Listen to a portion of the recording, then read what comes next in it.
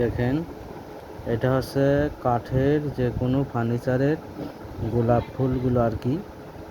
এই গোলাপ ফুলগুলো ড্রয়িং করার সিস্টেমটা আমি দেখাই দিচ্ছি। যারা পারেন তো তারা পারেনি, আর যারা না পারেন তারা ভিডিওটা দেখলেই খুব সহজে শিখতে পারবেন। এই দেখেন, এই হচ্ছে প্রথমে একটা,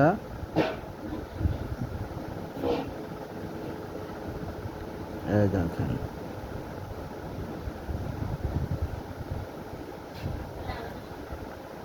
এই পাশের থেকে এই পাশে একটা টান দিলে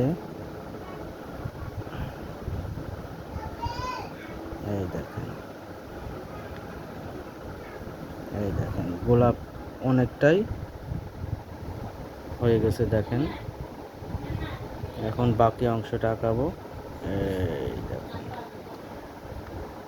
এই দেখেন, এই পাশে একটা টান দিলাম, এই পাশে একটা টান দিলাম, এই পাশে একটা টান।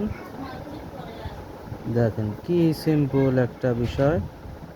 এই দেখেন, এখন এই গোলাপটা আপনি যে কোনো ফার্নিচারের যে কোনো গোলাপের জায়গায় আপনি ব্যবহার করতে পারেন।